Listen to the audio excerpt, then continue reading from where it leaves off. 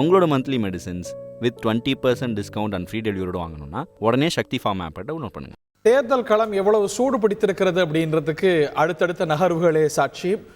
அதிமுகவுடைய முதல் கட்ட வேட்பாளர் பட்டியலானது வெளியாக இருக்கிறது. அந்த பட்டியலை தான் நீங்கள் திரையில் பார்த்து வர்றீங்க. கூடுதல் தகவலாக தேமுதிக இந்த அணியில் இடம்பெற்றிருப்பதை மீண்டும் உறுதி செய்திருக்கிறார் அதிமுக பொதுச் செயலாளர். தேமுதிகவுக்கு 5 தொகுதிகள் ஒதுக்கீடு செய்யப்படும் என்றும் விரைவில் ஒப்பந்தம் கையொப்பமாகும் என்றும் அறிவித்து வேட்பாளர் பட்டியலை வெளியிட்டிருக்கிறார்.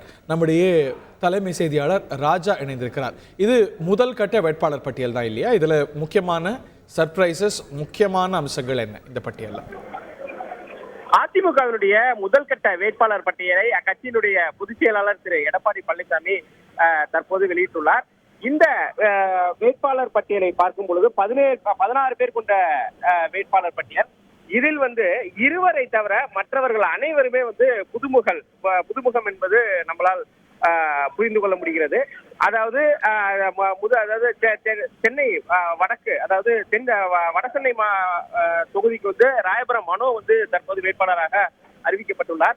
அதே போல் தென் சென்னைக்கு டாக்டர் ஜெயவர்தன் அவர் வேட்பாளராக அறிவிக்கப்பட்டுள்ளார். இவர் ஏற்கனவே கடந்த 2014 தேர்தலில் தேர்ந்தெடுக்கப்பட்டவர். கடந்த தேர்தலிலும் போட்டியிட்டார். அதே போல் காஞ்சிபுரம் தனி தொகுதிக்கு ராஜசேகர் என்பவர் அறிவிக்கப்பட்டுள்ளார். இவர் புதுமுகம். அதே போல் அரக்கோணம் தொகுதிக்கு திரு ஏஎல் விஜயன் அறிவிக்கப்பட்டுள்ளார். அவரும் தற்பொழுது வேட்பாளர் புதுமுகமாக இடப்பட்டுள்ளார். அதே போல் கிருஷ்ணகிரி ஜெயபிரகாஷ் வேட்பாளராக அறிவிக்கப்பட்டுள்ளார். அவரும் புதுமுகம். ஆரணி ஜிவி கஜேந்திரன், விழுப்புரம் தனி தொகுதி பாக்கியராஜ், சேலம் பி விக்னேஷ், அதே போல் நாமக்கல் திரு எஸ் தமிழ்மணி, அதே போல் ஈரோடு திரு ஆற்றல் அசோக்குமார், கரூர் திரு KARL தங்கவேல் மற்றும் இந்த தொகுதியில் இவர்கள் எல்லாமே அனைவருமே புதுமுகம். அதே போல் சிதம்பரம் தனி தொகுதிக்கு வேட்பாளராக அறிவிக்கப்பட்டுள்ள சந்திரகாசன் ஏற்கனவே அறிவிக்கப்பட்டிருந்தார். அவர் ஏற்கனவே தேர்தலில் போட்டியிட்டுள்ளார். ஆகையால் அவர் பழைய முகம்தான். அதே போல் மதுரை தொகுதிக்கு டாக்டர் சரவணன் வேட்பாளராக அறிவிக்கப்பட்டுள்ளார்.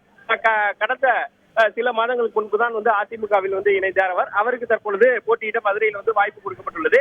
தேனிக்கு VT நாராயணசாமியும் அதே போல் ராமநாதபுரத்திற்கு திரு ப ஜெயபெருமாளும் அறிவிக்கப்பட்டுள்ளனர். ஆக இந்த 16 பேர் கொண்ட வேட்பாளர் பட்டியலில் 2 தவிர மற்றவர்கள் அனைவரும் புதிய முகங்கள்.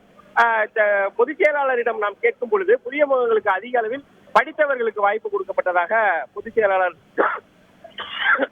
திரு எடப்பாடி பழனிசாமி தெரிவித்திருந்தார். ஆகையால் இந்த அதிமுகவினுடைய முதற்கட்ட வேட்பாளர் பட்டியலில் 2 தவிர மற்றவர்கள் அனைவரும் புதியவர்கள் என்பது குறிப்பிடத்தக்கக்கூடிய விஷயமாக உள்ளது. அதே போல் கூட்டணி கட்சிகளை பொறுத்தவரை 5 தொகுதி தேசிய திராவிட முற்போக்கு கழகத்திற்கு ஒதுக்கப்பட்டுள்ளதாக திரு எடப்பாடி பழனிசாமி தெரிவித்தார். அதே போல் SDPI, புதிய தமிழகம் ஆகிய 2 கட்சிகளுக்கும் தலா 1 தொகுதி என்று தெரிவித்திருந்தார். அதே போல் மற்ற கட்சிகள் எல்லாம் யாரெல்லாம் இந்த அதிமுக பக்கம் கூட்டணியில் இருக்கிறார்கள் என்று ஒரு 10க்கும் மேற்பட்ட கட்சிகளை திரு எடப்பாடி பழனிசாமி தெரிவித்தார். ஆக தற்பொழுது தேர்தல் களம் சூடுபடுத்தியுள்ள நிலையில் முதற்கட்ட வேட்பாளர் பட்டியலை திரு எடப்பாடி பழனிசாமி தற்போது வெளியிட்டுள்ளார். ஃபார்வர்ட் பிளாக் இந்த மாதிரி நிறைய கட்சிகள் அவர் பட்டியலிட்டார். ஆனால் தேர்தலில் சீட்டு வாங்கி போட்டியிடக்கூடிய கட்சிகள் அப்படின்னா அதிமுக தவிர்த்து தேமுதிக 5, SDPI 1, புதிய தமிழகம் 1 அப்படின்னு ஊர்ஜிதமாக எடுத்துக்கலாம்.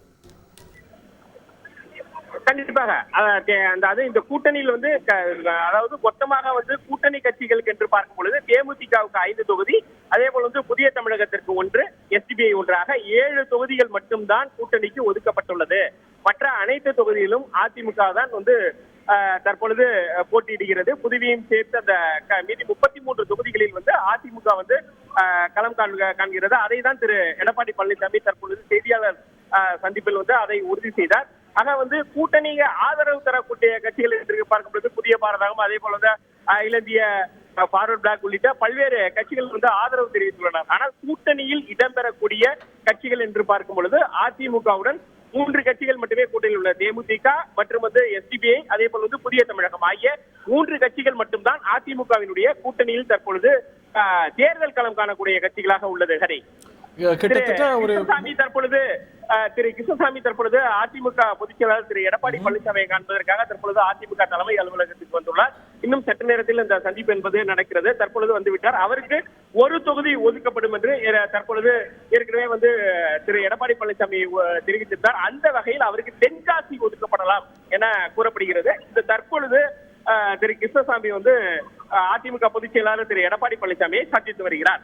உங்களோட monthly medicines with 20% discount and free டெலிவரியோட வாங்கணும்னா உடனே சக்தி ஃபார்ம் ஆப்பை டவுன்லோட் பண்ணுங்கள்.